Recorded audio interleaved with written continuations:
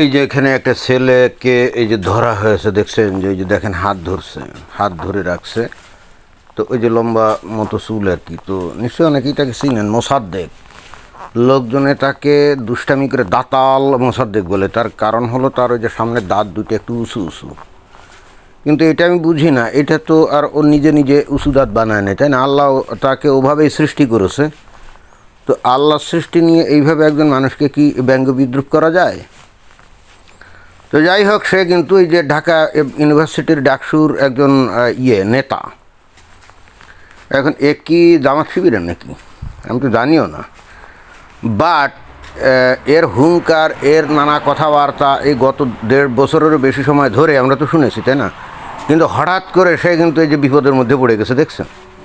এই যে তাকে ধরে এই যে ধোলাই দিচ্ছে, এই যে তাকে ধরে এই যে ধোলাই দিচ্ছে, বুঝলাম না। এতদিন তো ওরাই মানুষদেরকে ধোলাই দিত, ওরাই মানুষদেরকে ওই গণপিটুনি দিত, তাই না? এখন সে নিজেই সে মবের মধ্যে পড়ে গেল। আশা করি আপনারা দেখতে পেয়েছেন নাকি? ওই যে ওই যে দেখছেন, ওই যে সামনে। তো এখন কি বলতে চাচ্ছে, তারপরে কি করে দেখি এরপরে কি। এই যে ধরছে, মানে ধরছে, তারপরে কি করতে চাচ্ছে, এর কি আদর সমাদর করতেছে নাকি, সম্মান দেখাচ্ছে নাকি?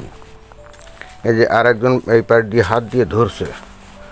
তো এখন অতপর কি এই যে কিল ঘুষি শুরু করে দিছে, এই যে কিল ঘুষি শুরু করে দিছে। দেখেন কি অসহায়ের মতো মার খাচ্ছে, তাই না? এতদিন ওরাই তো ওই বাঘের মতো, সিংহের মতো হুঙ্কার দিয়ে অন্যদেরকে পিটাতো, এবং কত মানুষদেরকে পর্যন্ত ওরা জাহান্নামে পাঠিয়েছে তা ঠিক নাই। তো এখন উল্টে সেই মবের শিকার হয়ে গেল, বুঝলাম না ঘটনা কি। এটা কিন্তু খুব ইন্টারেস্টিং একটা ব্যাপার। এখন কারা এই পিটাচ্ছে সেটা তো বুঝলাম না। শুনছি এটা নাকি ওই শাহবাগ যে থানা আছে, পুলিশ থানা আছে, সেখানেই নাকি সেই প্রাঙ্গণেই নাকি এই ঘটনা। আর এরকম শুনলাম ওই যারা পিটাচ্ছে তারা নাকি ছাত্র দলের পোলাপাইন। কিন্তু ছাত্র দলের পোলাপাইন হবে কি করে? আমার তো মনে হচ্ছে যে এই যেহেতু এই মোসাদ্দেক, তাই না, এবং এরা সব বাকি যারা তা প্রচণ্ড যে ভারত বিদ্বেষী।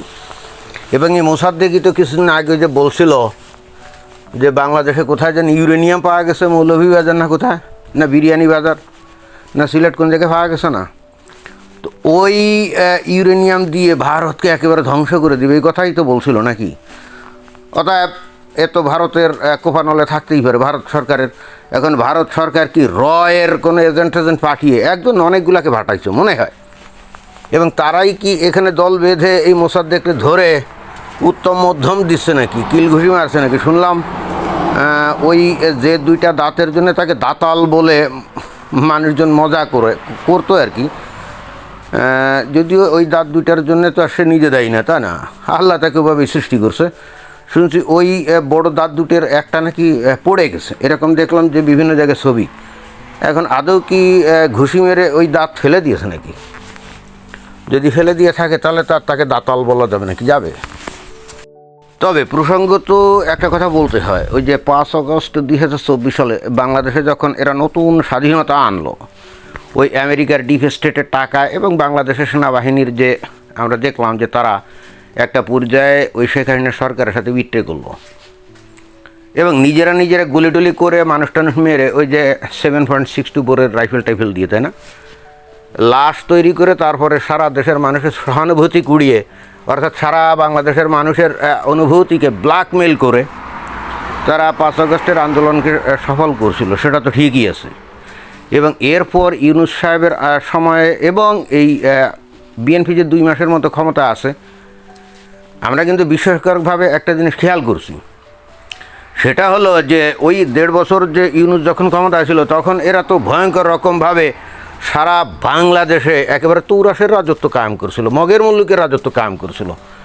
আমরা ধরে নিতে পারি তখন রাজনৈতিক কোনো সরকার ক্ষমতায় ছিল না, বা রাজনৈতিক দল কোনো ক্ষমতায় ছিল না। তখন ওই ইউনূস সাহেব ক্ষমতায় ছিল, যে ইউনূস সাহেব বলছিল এই ছাত্ররাই নাকি তাকে বসিয়েছে, এই হেতু ইউনূস কী করছিল, এই ছাত্রদেরকে অবাধ লাইসেন্স দিয়েছিল যে তোরা যা ইচ্ছে করি তাই কর।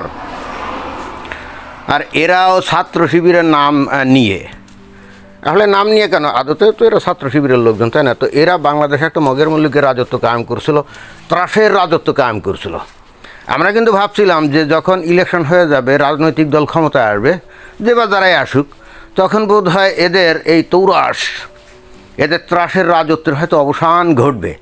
কিন্তু না, আমরা বিস্ময়ের সঙ্গে লক্ষ্য করলাম বিএনপি ক্ষমতায় যাওয়ার পর, অর্থাৎ তারেক রহমান প্রধানমন্ত্রী হওয়ার পরও খোদ তারেক রহমানকে নিয়েই এরা নানা রকম হুঙ্কার দেয়। তাকে কি করবে, দেশ থেকে বের করে দিবে, তাকে মারবে, তাকে ধরবে, তাকে ক্ষমতা থেকে টেনে হিসেবে নামাবে। এই গত 2 মাসের ওপর এই যে এই তারেক রহমান প্রধানমন্ত্রী হিসেবে ক্ষমতা আছে না, আমরা কিন্তু আশ্চর্য হয়ে লক্ষ্য করছি যে এই পোলাফাইনগুলো কিন্তু ওই ধরনের হুঙ্কার টুঙ্কার সর্বত্রই দিত এবং দিয়ে যাচ্ছিল। এবং আমরা কিন্তু বিস্মিত হচ্ছিলাম যে ঘটনা কি, বাংলাদেশে কি এখন ইউনূস সাহেব ক্ষমতায় আছে নাকি, এবং এরাই কি ক্ষমতায় নাকি? তা যদি না হয় তাহলে এরা কিভাবে বিএনপির মতো একটা বড় দল, যারা ব্রুট মেজরিটি নিয়ে এই যে সংসদে ক্ষমতায় গেছে বাংলাদেশে, তো তাদের প্রধানমন্ত্রীকে ধরবে, মারবে, অপমান করবে, তারপরে মানে কি বলা যায়, অপদস্থ করবে, ঘাট ধাক্কা দিয়ে ক্ষমতা থেকে নামিয়ে দিবে, এ ধরনের কথাবার্তা তো এরা দেদারসে বলছে, আমরা শুনছি। অথচ বিএনপি সরকার এদের ব্যাপারে কোনো পদক্ষেপ নেয় নাই। উল্টে বরং এদের বিরুদ্ধে যারা পদক্ষেপ নিতে পারতো, যে আওয়ামী লীগ, ও বাবা, এদের দাবির প্রেক্ষিতে মোহাম্মদ ইউনূস ওই আওয়ামী লীগের কার্যক্রম স্থগিত করছিল না। এই তারেক রহমান, আমি বুঝলাম না যে সে আবার সংসদে এটাকে আইন হিসেবে পাশ করে ফেলছে। অথচ এই ছাত্র শিবিরের লোকজনকে দমন করার জন্য ছাত্রলীগ বা যুবলীগ এরাই কিন্তু এনাফ ছিল। তারা যদি মাঠে থাকতো তাহলে এরা এতদিন একেবারে পুরো দমন হয়ে যাইতো। তো এই বিএনপির লোকজনরা কি কিছু বোঝে নাই নাকি? যাই হোক, এখন এই সমস্ত কথাবার্তা তো গত 2 মাস ধরে এরা অনেক কথাবার্তা বলছে, অনেক উচ্চ মার্গীয় কথা, অনেক মানে কি বলা যায়, জ্বালাময় বক্তৃতা দিছে, তারেক রহমানকে নিয়ে অনেক অপমানসূচক কথাবার্তা বলছে। এবং অবশেষে এরা মনে হয় যে কী জানি একটা আন্দোলন করবে বলে ওই বলছিল যে শাহবাগে রাজু ভাস্কর্যের ওখানে আয় না কি জানি, ওই শিবিরের লোকজন এরকম বলছিল যায়। তো এই খবর পেয়ে শুনলাম যেটা আর কি, যে বর্তমান সরকারের যে ছাত্র সংগঠন ওই ছাত্র দল, তাদের পোলাফাইন ওখানে এসে জড়ো হয়ে এদেরকে ধরে, মানে এইটাকে ধরে পিটিয়েছে এবং আরও কয়েকটাকে পিটিয়েছে। বাট এইটার ছবিটা এখানে আমি দেখতে পাচ্ছি, আরও একটাকে পিটিয়েছে, সেটার ভিডিও পাইলে ওটা নিয়ে একটা ভিডিওর অবতারণা করব অবশ্যই। তো অবশেষে ছাত্রদল চিন্তা করছে এরা অতিরিক্ত বেড়ে গেছে, এদের এখনই কিছু একটা শান্টিং দিতেই হবে, তা না হলে এরা যেভাবে বেড়ে যাচ্ছে, অতঃপর হয়তো ছাত্রদল চিন্তা করছে তাদের কোনো অস্তিত্বই থাকবে না, এবং এখনই অস্তিত্বের জানান দিতে হবে। এবং তারই একটা নমুনা বা বহিঃপ্রকাশ মনে হয় এটা, মোসাদ্দেক যে মার খেলো, তো খুব একটা মার খেয়েছে বলে তো মনে হলো না, চড় ঘুষি দিয়ে একটা খেয়েছে, কিন্তু আড্ডি গুড্ডি তো ভাঙে নেই। এবং এই দৃশ্য দেখার পর বাংলাদেশে খুব কম লোক অখুশি হয়েছে, অধিকাংশ লোক কিন্তু খুশি হয়েছে আমার ধারণা। কারণ এদের ত্রাসের রাজত্বের কারণে গোটা বাংলাদেশের মানুষ প্রচণ্ড রকম বিরক্ত ছিল। অর্থাৎ এরা ওই ছাত্র শিবির বা ওই জামাতের কিছু লোকজন ছাড়া বাকি আপামর জনগোষ্ঠী খুব খুশি হয়েছে একে এইভাবে এই অপমান অপদস্থ যে করা হলো তা দেখে, আমার ধারণা আর কি। তো এটাই ছিল বক্তব্য। ধন্যবাদ।